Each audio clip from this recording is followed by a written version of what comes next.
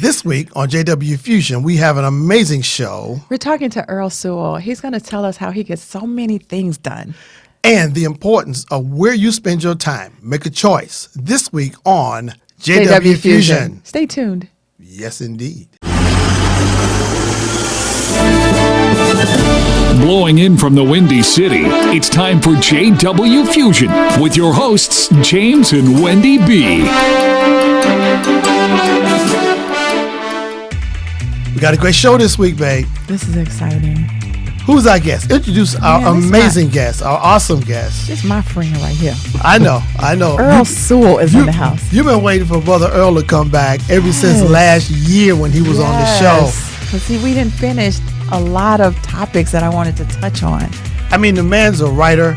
And he's an instructor. And he counsels and coaches. And he does voiceovers. And he does narratives. And he runs, trains, and suffers and buffets his body like he done lost his mind. He ran today. 6 miles. See? Welcome. And wait a minute. And didn't he do a hill? He did hills. Oh, he did hills and 6 hill miles. Runs, yeah. Uh-huh. And this man had to show me up like that, though. You know I'm not even going to talk about it. I'll look at a hill and go get my car. Welcome to the show. Welcome to the show, Earl. Well, hi, guys. Hi. Thank you for having me. You know, I was excited because, and I'm sure you've heard it so many times, someone says they want to do something, they want to accomplish something, but they don't have time. Mm-hmm. And you get a lot of things done. Mm-hmm. So let's unpack that. How do you have time? Well, there's no such thing as having time. We all get the same 24 hours. Yeah. Mm-hmm. It's what we do within those 24 hours that really matters. So when you set an intention to do something, you have to be really clear with what it is that you're going to do or what you want to do. Mm-hmm. So when I set out to do something, I'm very clear about what it is I want to do, and I don't worry about anything else. I'm clear about what I want to do at that. That's the key too. Don't worry about the other things. Yeah, don't worry about the other things, because your mind will start going, oh, well, what about this project? Or what about that project? Or what about this project? And you say, you got to say, no. This is the time that I set aside to do this particular task, and I'm doing this particular task. And with that being said, that doesn't mean you try to do everything at once. Right. Because you can't. I say, there's a saying, inch by inch, anything's a cinch. Yeah. But by the yard, it's hard.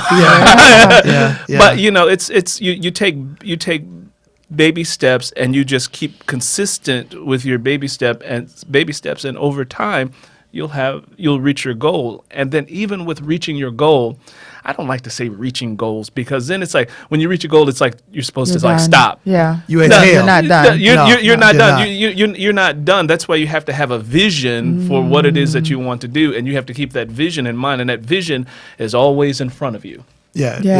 It is. And you have several hats that you wear. Yes. So, people, but you know how people say, but I have a job, but I have so kids, do I. but. Yeah. And when you say but, when you know the old saying, when you put but in the middle of a sentence, forget what I did. Yeah, everything else, it doesn't matter. forget what I just said. Here's what I really mean. So if people say or complain that, oh, I don't have time, that you're holding on to your excuse to stay where you are. Oh, say it. Yeah, when you that hurt somebody. Ouch. Somebody hurt. When you say but, or you do that, you're putting an excuse. You're basically saying, I want to hold on to my excuses to be where I am. I like to fantasize about what I would like to do, but I'm really not going to put forth the effort because it may be too hard, or it's too cold, or whatever. It's just unknown too. I don't know what that. And you know what else? What that means? The difference between a dream and a vision. And a dream, you sleep. Mm-hmm. You're inactive. Mm-hmm. If you have a vision, you have to be active. Right. For it to be truly a vision. Because if you're not active, if you're not working on that, towards that, developing it, building it, then it's in a dream state. That's good, babe. And so what it seems like what Earl does is, if he has an idea, it may be a dream, but it's not going to be one long, because he's going to put action to it. Yeah. Because, like I said, without action, it's a dream, and you're in a sleep state. You're in a dormant, inactive state. It takes discipline. Yeah. You know, you have this vision and you want to act toward it. You have to have that discipline, like you said, to have that inch, another inch, and keep building on that. Yeah. And it reminds me, for people who get stuck, it reminds me of an old stylistic songs. And it was about a guy who was a dream and go, if I could, I would like to be a great big movie star, you know, overnight sensation. Like, you know, well, then go do it. Don't talk about if I could. You can do it. You know, go do it. The other thing, probably the biggest thing that you have to deal with is your mindset. When you're trying to change something. If you are a person who has always had a vision or a dream or something, but there's always been maybe a life stressor that's prevented you from doing it, or something has come up that, you know, a medical issue or something that comes up, you know, that's legitimate, that prevents you from, you know, taking that next step. What I say to that is that when you were born, you signed up for the job. Signed up, you know, you signed up to say, I want to be a conscious, living human being and experience life in all of its complexities and whatever it throws at me. Nobody comes out of life unscathed. No. Okay, so we signed up for this by the fact that, you know, we were a 1 in a million chance of being born. So don't tell me what you can't do because you were born. Okay, you the fact that you were born. Which was against the odds of you being here. Which is against the odds of you being here. The fact that you were born. Take that into consideration. Out of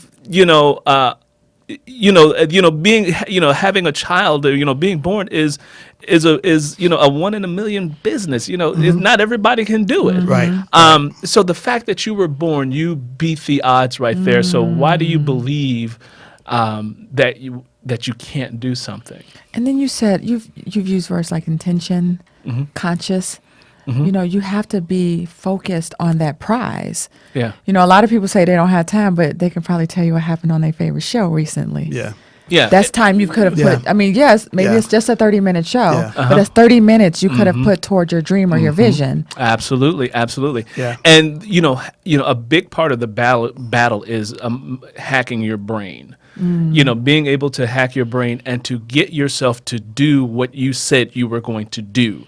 That's the key, to get you to yourself. Get you to do what you said you were going to do. Because how many of us get mad when somebody doesn't do what they say they want to do, and we'll hold that grudge against them because you said you were going to do this. You can't control what other people do. You control what you do, and that's a full-time job. Getting you to do what you need to do, getting you to act right. If you're trying to lose weight, somebody's intention maybe I'm trying to lose weight. I'm trying to live my best life and create my best body. Okay, well, what did you do today? Right. Did you, were you at Popeye's Chicken sitting in the drive-thru, eating, what did you do? What baby step did you take?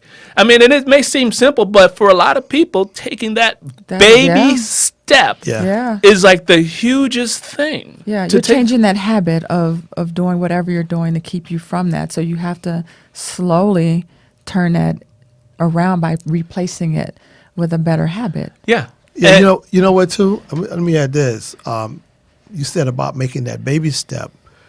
Change, there's a saying that says that discomfort triggers change.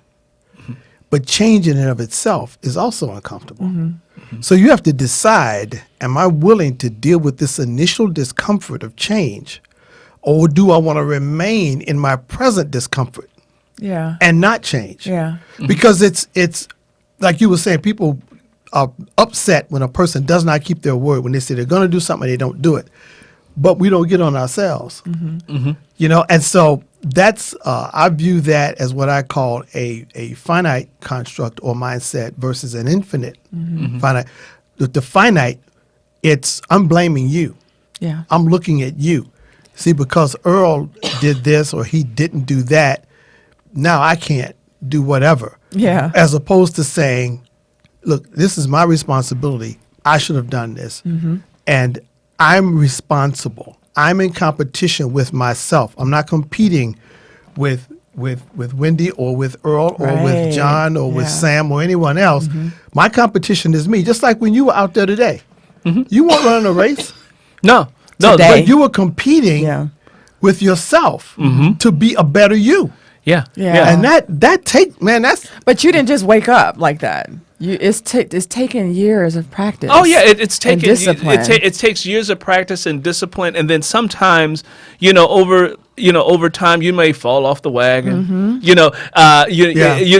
may fall off the wagon and say, well, what the heck am I doing this for? And then this is where your mind comes in, and your mind tries to trick you into a lull to say, oh, you don't really need to do that today. Yes, you do. Right. Yes, you do, because what I say is results will show up either way.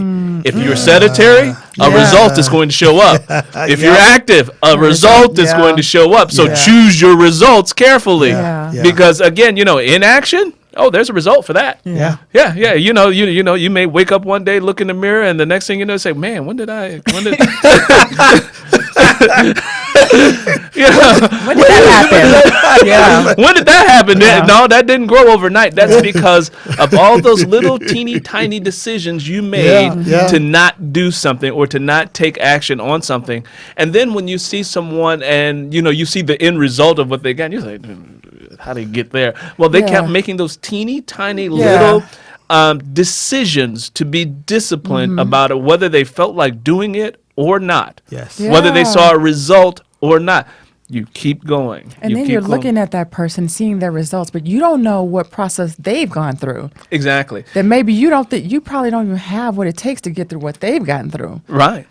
And then also people have to remember that it's the journey that's important. It's who you are becoming in the process. Yeah. That's huge. Because it's learning, that it's is huge, stretching, man. it's growing, That impacts other areas of your life. That's when a lot of business people like Steve Warner, they've got that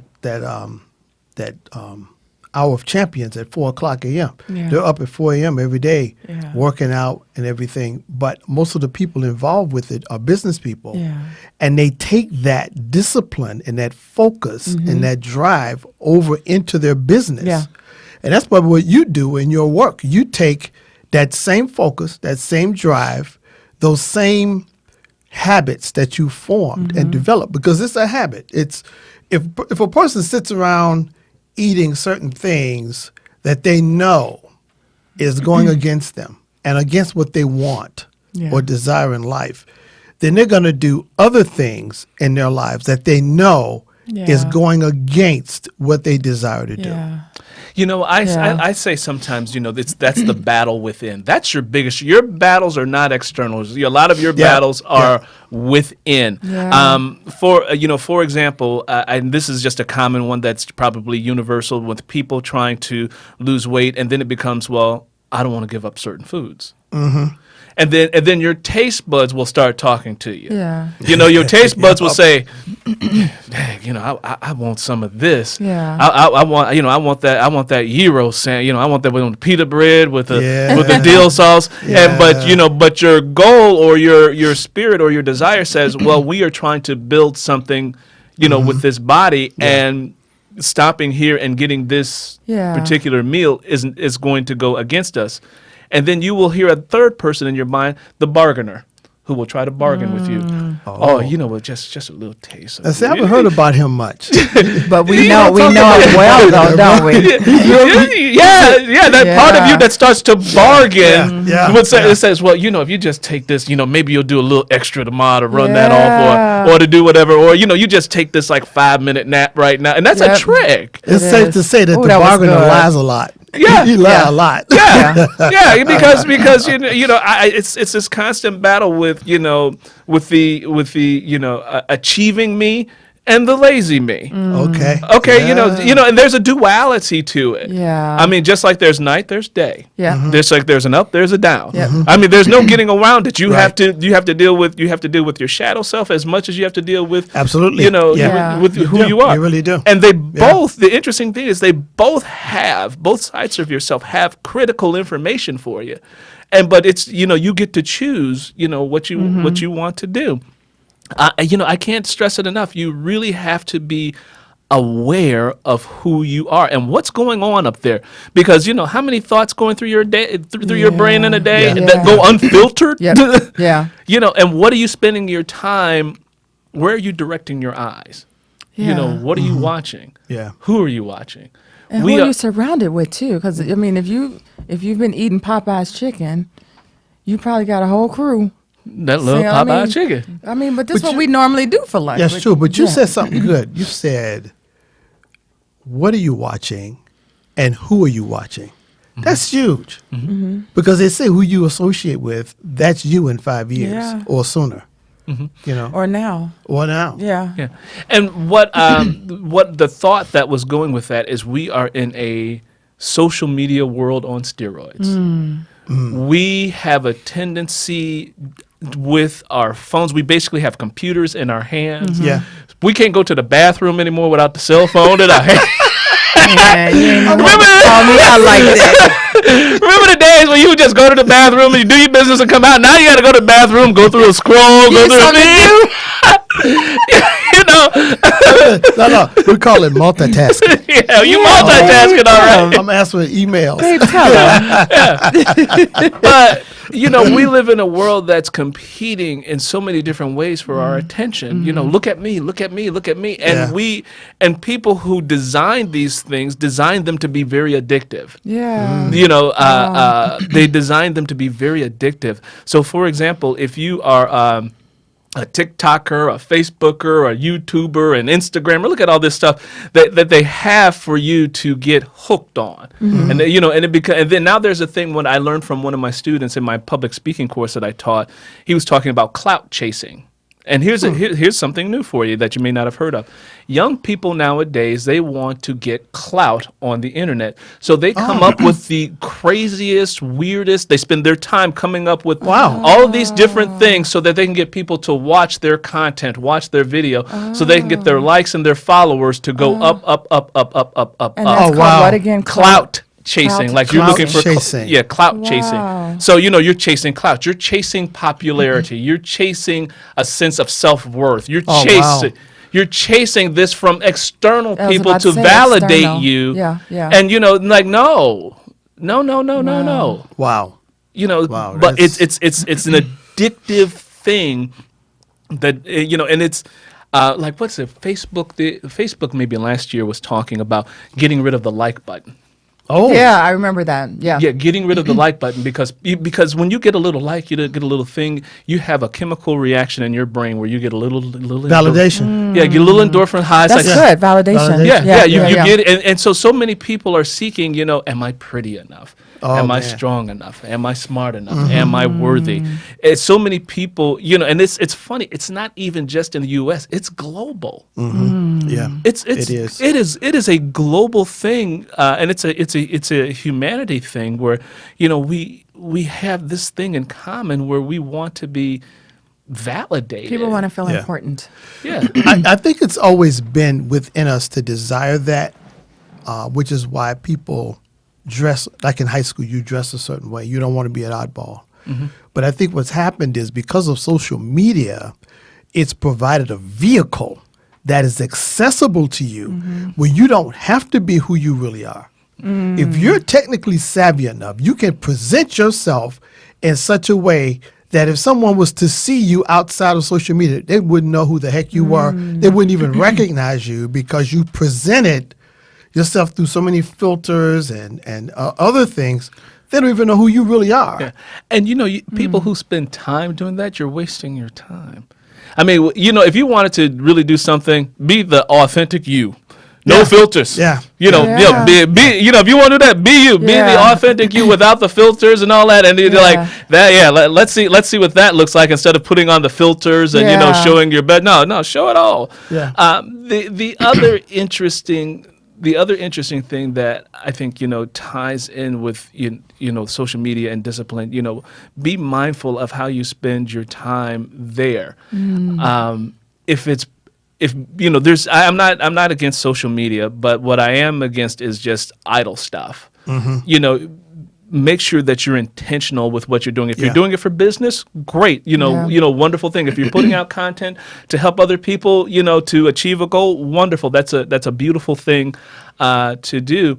But I think so many people do it mindlessly. Yeah, you can blink and you've been on for an hour or so. I think if you're just mindlessly, like you're saying, and it goes back to that word you said early on, focus. You can't just aimlessly do something and say you're focused. You can't do it. It's like you're taking a shower, but you're saying, I'm not wet. You got to do one or the other. If you're in the water, you're going to be wet, unless you put on a suit and then your suit's wet. So that word focus you said is the key thing that needs to be in the forefront of your mind if you want to achieve something in life. If you really you're not just saying I want to achieve. You're not dreaming. Really, right? You're not, not dreaming. dreaming. But then again, about focus. The way the social media is managed, I should say, is it's there to throw you off focus. You can go on because I promise you, if I look at a pair of shoes over on this site, as soon as I hit Facebook, there's an ad all of a sudden. They're tracking you. Yeah, so there are things in there to distract you from your focus. That happens to me with guitars. Yeah, the same thing. Facebook Same know thing. Like, Or about books. Anything about writing, I'm looking up. It pops up. So you have to be mindful as you're being mindful that there are things there to distract you. Yeah. Well, and to get into your pocket to get you to spend money on this latest new shiny thing, whatever. But that's a part. That's a thing.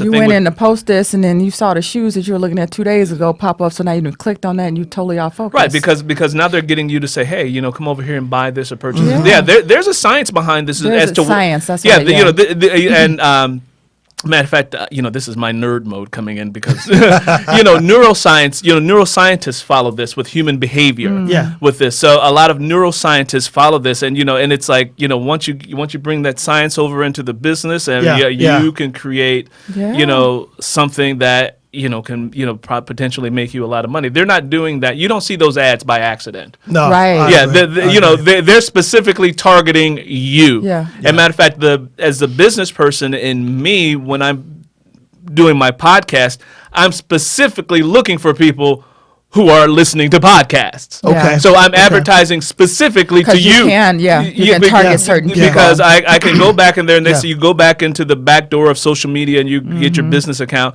and you pay for that service and say, okay, what's the demographic you're looking for? And we will send an ad that you created to this person so that they can go and get the content that you've put out. So it's no accident that if you listen to this, you're going to get an ad for that. That's why when you buy something from Amazon, people who bought this title also bought this. Yep. People who bought this, guitar also will look at this stuff. Yeah. And so what they're saying is that they're matching you with it's working.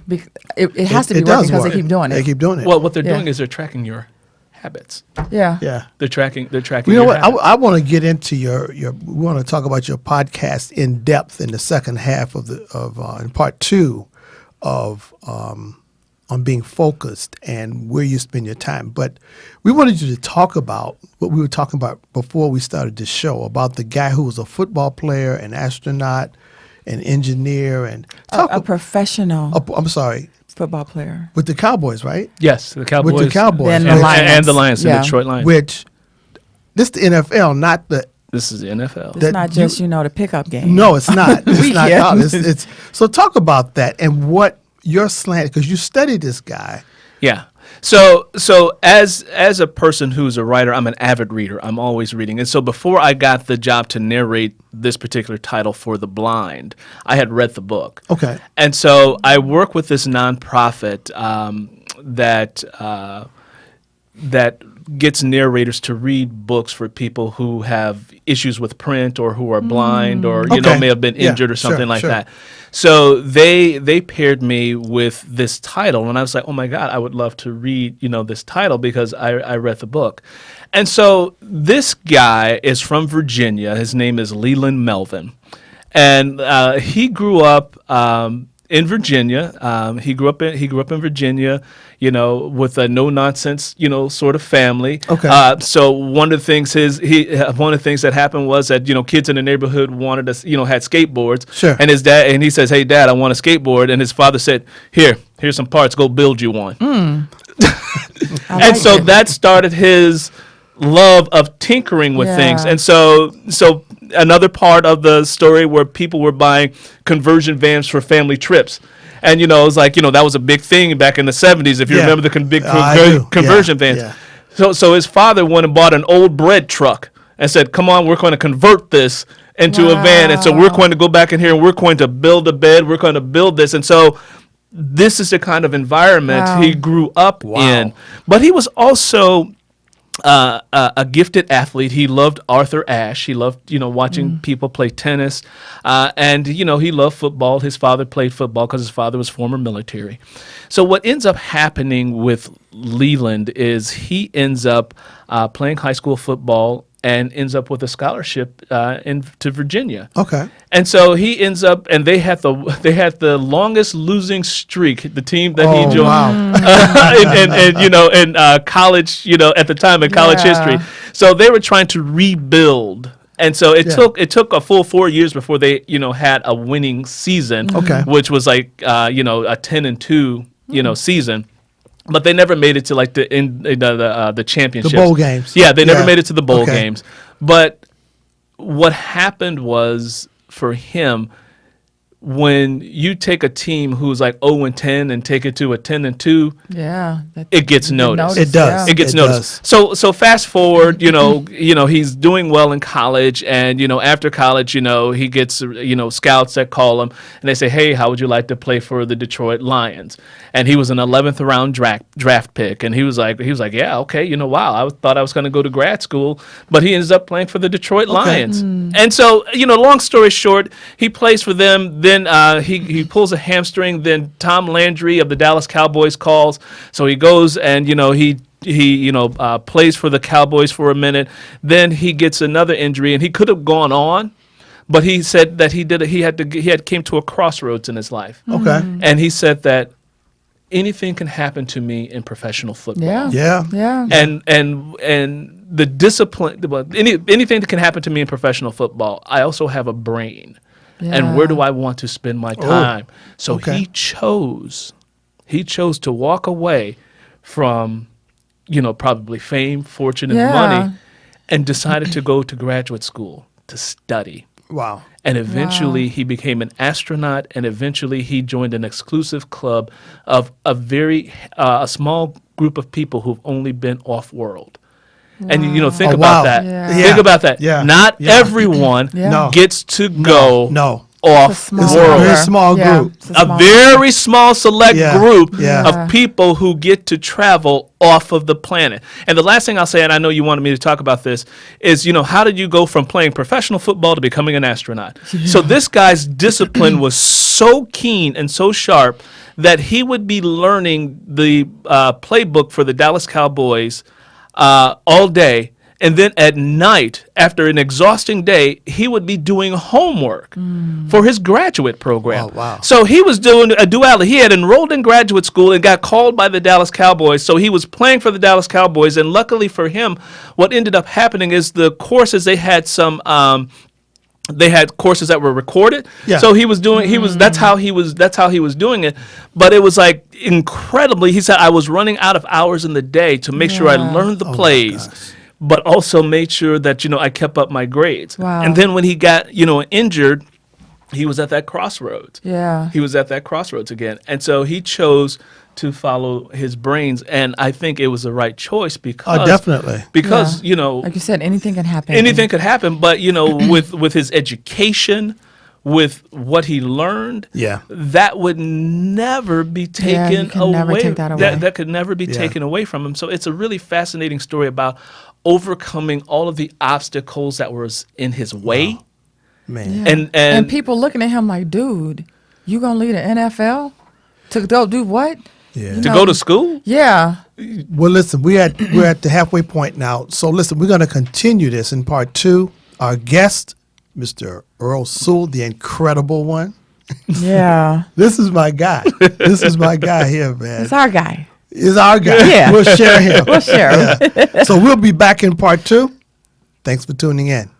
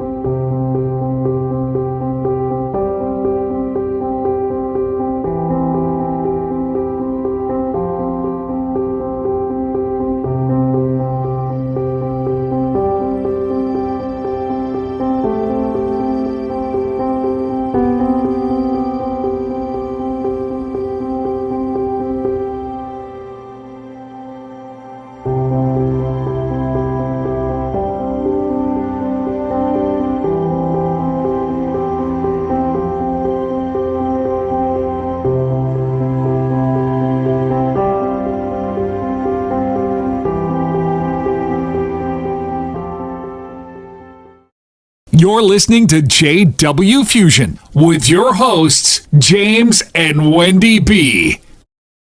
And we're back. Part 2 of Focus, Zeroing In, where you spend your time. So we want to talk about something we were talking about during the break, about how working out clears your mind. He called it mental hygiene. Mental hygiene. Talk about that, I love Earl. that.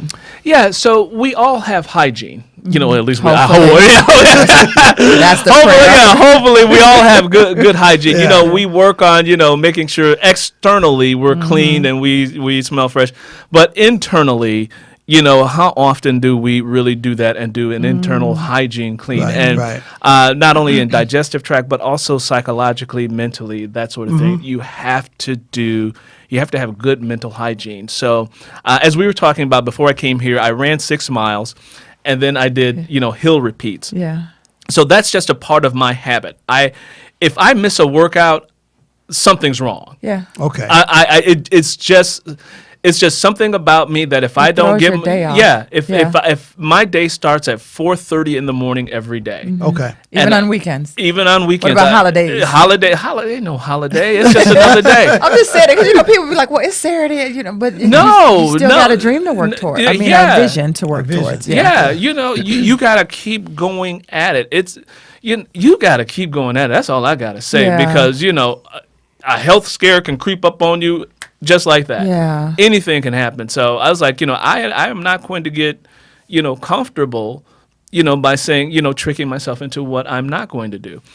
So having good mental hygiene, especially if you're a kind of person who has a lot going on in your mind that you're, that it seems like you got 1,000,001 problems or 1,000,001 thoughts and, you just can't seem to get focused because you're worried about this or you're worried about that. For me, running is like that mental hygiene because the only thing I can focus on at that moment is running. Yeah. And so when I'm doing that, when I'm in that space, it's like an energy cleanse almost. It's like, all of this stuff comes out and it's like okay, I got rid of that anxiety or I got rid of this then once that happens, all of a sudden something called clarity starts coming in. I was about to say, and then you get that clarity. You get that clarity, and it's funny because clarity doesn't you don't see big lightning bolts and the sun rays coming down on you. It's just a whisper. Yeah, it's a whisper. And it's not necessarily something that you set out to do. You set out to run, to do your normal routine, and then all of a sudden you're like, oh. You know what it does? That's how I can do that. What happens is it's just like when you're meditating. When you take that focus and you hone in on something, it erases and pushes back the noise and the nonsense. and the item has always been there, but it's covered up by the environmental noise that we're surrounded by. Yeah. And so for you, running brings that in. For me, when I'm meditating, I get up at 3 or between 3 and 4 usually, and what it does is it moves this stuff away, and then things surface, and you can see them more clearly, like you're saying, the clarity. Yeah. You know. Yeah. Mental hygiene has so many different facets does. to it. You can meditate, you can pray, you can run. You can do all of them. All of them. And you know what I call that is a toolbox. Yeah, exactly. It's a toolbox because you know if you can imagine 2 toolboxes, you have your toolboxes of good things that you need, and then there's also a toolbox of other things, other forces.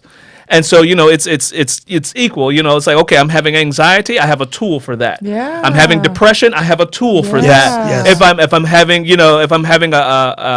if things are not clear or foggy, my vision is not clear, I have a tool for that. Okay. And so the idea is to not let one toolbox, one thing in one chest take over. Right. Because that's what I think most people do, the negativity, the energy, and then, most of society, some of the stuff we see is negative energy, and it reinforces all of this negative stuff. I was about to say, you got to be careful what you watch on TV. You got to be careful. People the circle of people that you're around. Even the music you listen to. Because It if makes you a listen to difference. music talking about, you making $1 million in 30 minutes and, you got whatever. Making it rain. Yeah.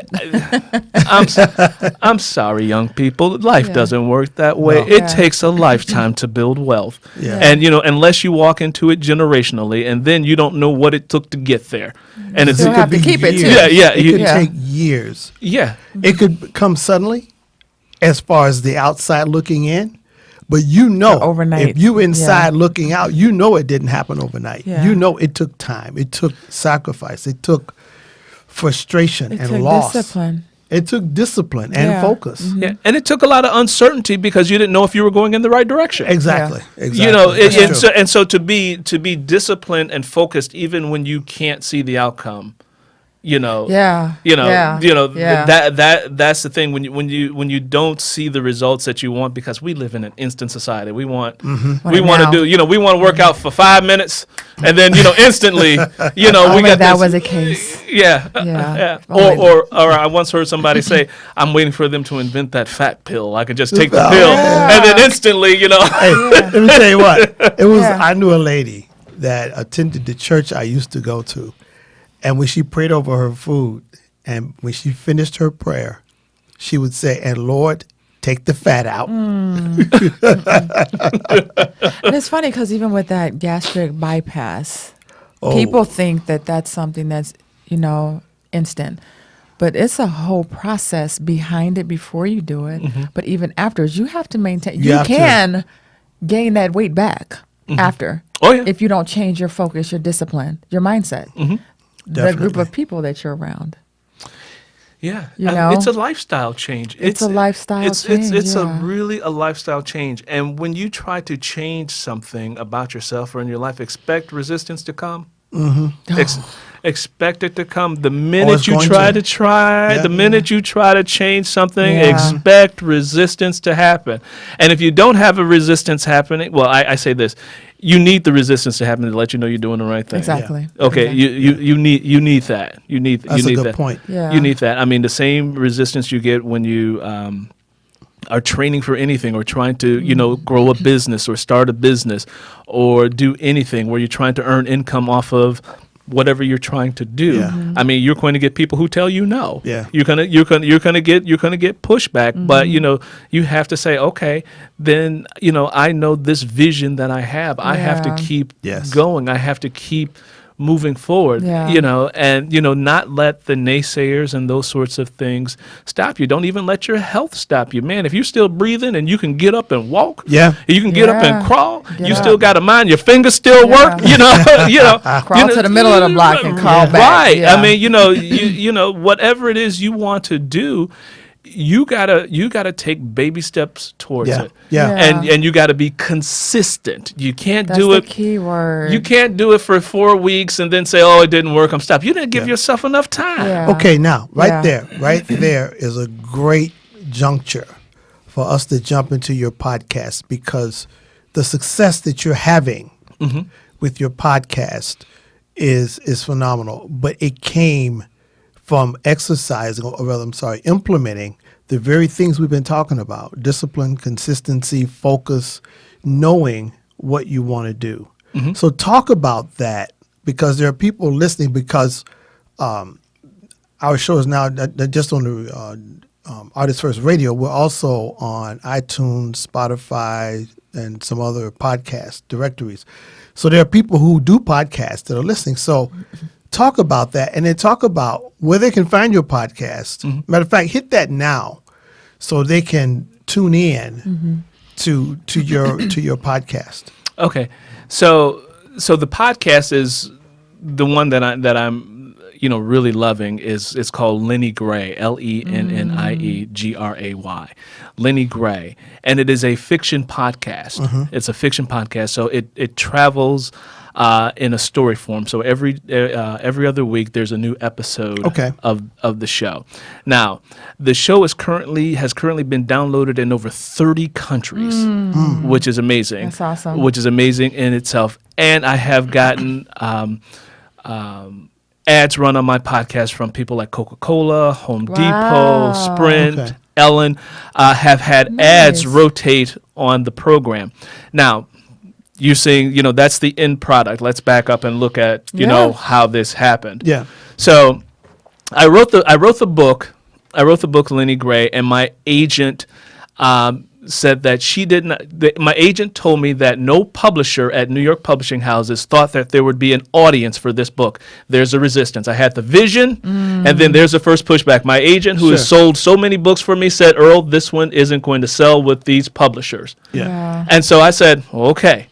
And so I will admit that, I took that pushback, I took that as a setback, and I let that book sit on my computer for about 2 years. Oh, wow. Okay. For about 2 years, I let that book sit and saying, nobody wanted this because this person said that. That one person. That one person. Yeah. And then one day I got up and I said, I was talking to a friend of mine who I let read the book.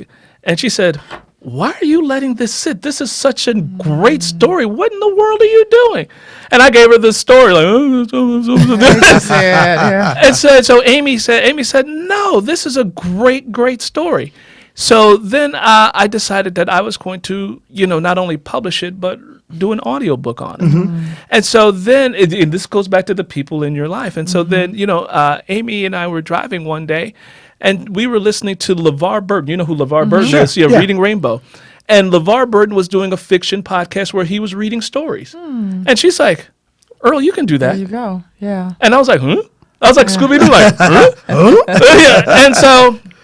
And so then it was like, that little seed right there, that just little bit of like, hey, the people in your life, like that little, hey. Yeah.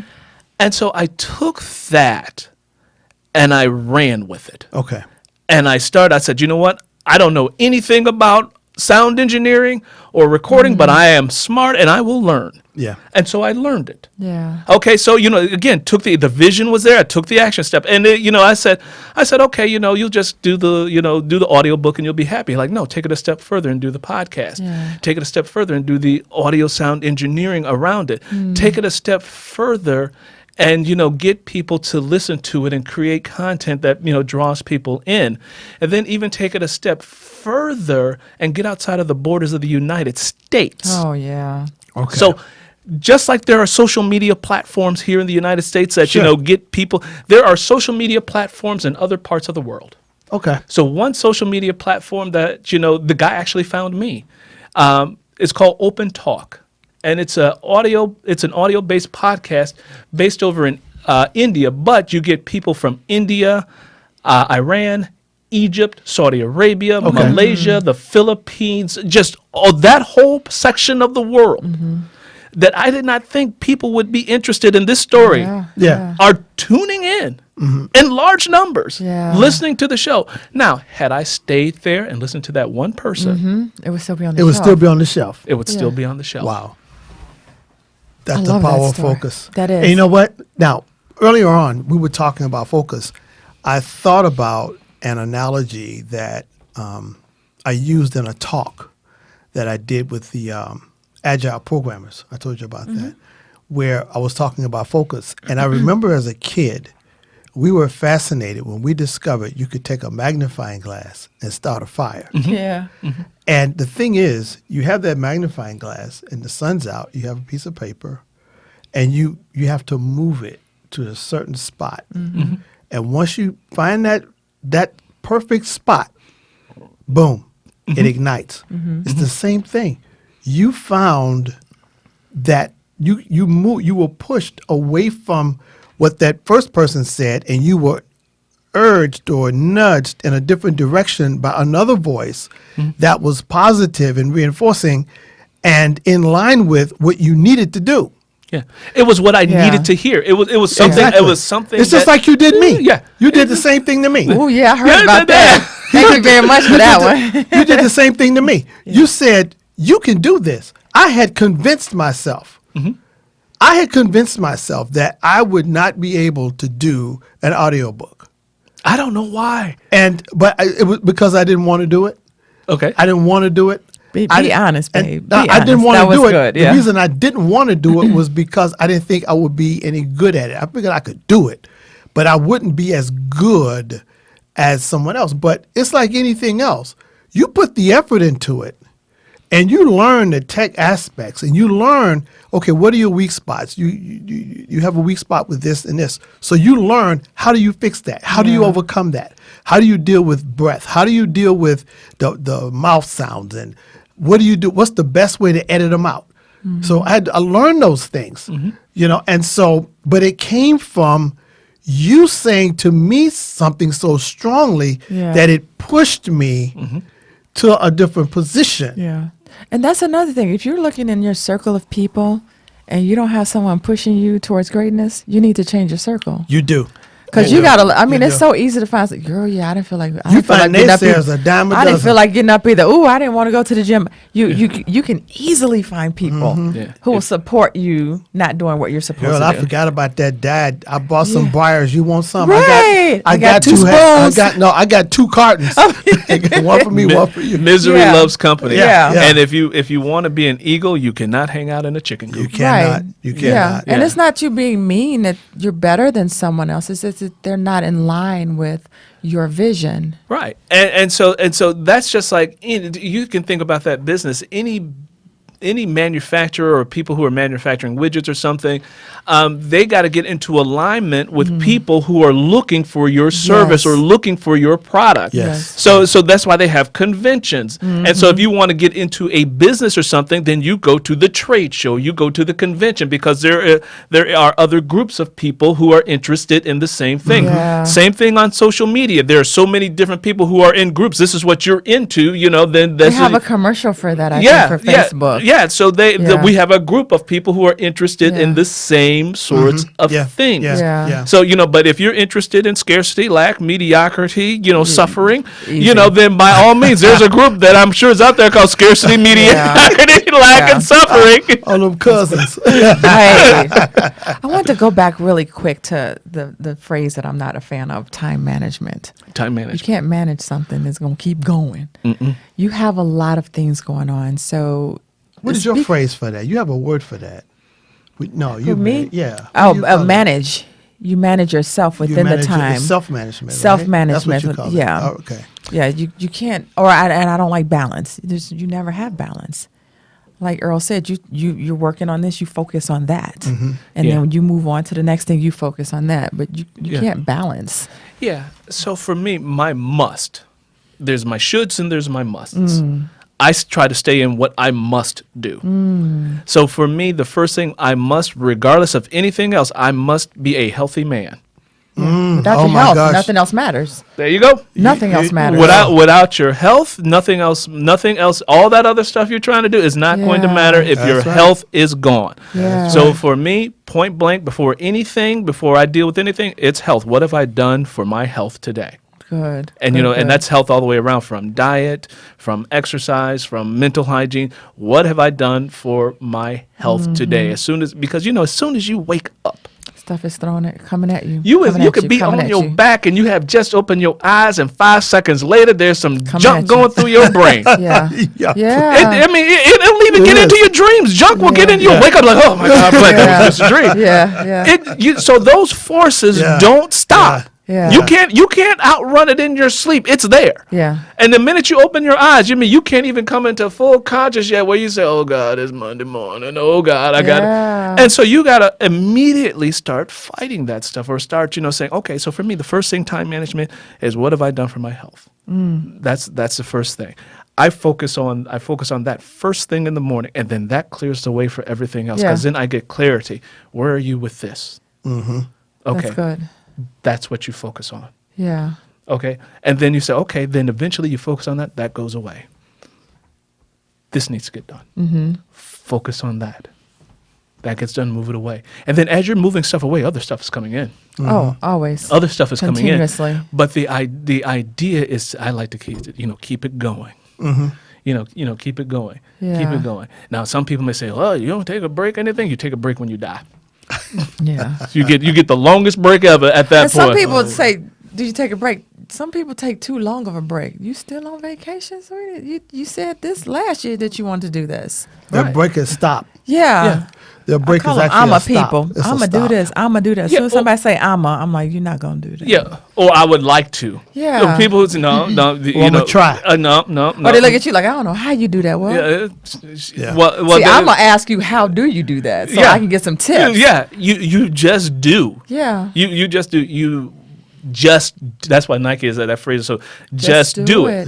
Just do it. I don't care if you don't feel like it, do it. Yeah. It's like somebody asked, I heard someone say, how many books should a person read? And you say, as many as you possibly can. Yeah. How far should you try to go? As far as you possibly can. Yeah. How far should a tree's roots go down? As far as they possibly can. How do you, what do you try to do to change your life? As much as you possibly can. Mm-hmm. And that's, because there's so many people who know that if they were asked to do more, if they really thought about it, if they asked themselves a question, can I do more? They'll probably say, yeah, I can. Yeah. Well, you know what? That's the danger, Yeah. again, in an infinite mindset versus a finite mindset. If with the finite mindset, it's competition. It's me against you, or me in comparison to you. That means that I'm watching what Wendy's doing. So if Wendy can only run 50 miles an hour, which would be phenomenal. Wendy can run 50 miles an hour. I actually have the ability to run 80, but I don't know it because I'm matching my speed to Wendy's speed. Mm-hmm. When in fact, if I turn away from that outside influence and turn within and compete with myself, now I can exercise my 80 and don't look at what she's doing. Just do my maximum, as you say, as deep and as far and as much and as many as you can. Yeah. It has nothing to do with what somebody else is doing. That's a question that one should never ask someone else. That's a question you ask you. Mm-hmm. How many books can I read? As many and set forth and just see.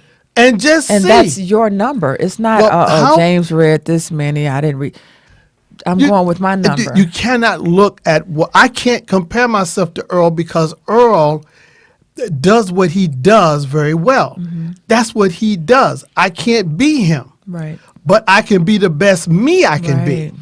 And so many people, especially, they try to emulate other people. They want to be someone else other than them. And that person can only be that person, and you can only be you. Don't forget your own uniqueness. Yeah. The world will tell you that if you listen to the world will tell you that you're not nothing. They will tell, they'll look at you and say, unless you have this big house, this big car, this income, this you're nothing. Yeah. That is not true. It's not true. That's just stuff. That's just stuff. Yeah. And you can accumulate a whole lot of stuff and be really unhappy and miserable and have people around you that you don't trust, people around you that'll do you harm, whatever.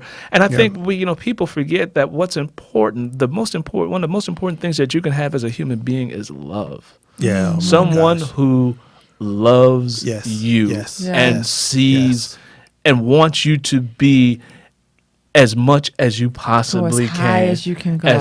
You know, you only get a few people like that in your lifetime if you're lucky. You know, because you get so many people that'll say they want to do it, and then the minute they get there, they'll try to tear you down. Yeah. You know what? We watched Harriet Tubman last night, Oh my gosh. and it was That a was great such movie. an It was an inspirational amazing movie. Yeah. But the one thing that woman said, that man told her, "You can't do that." She looked at him.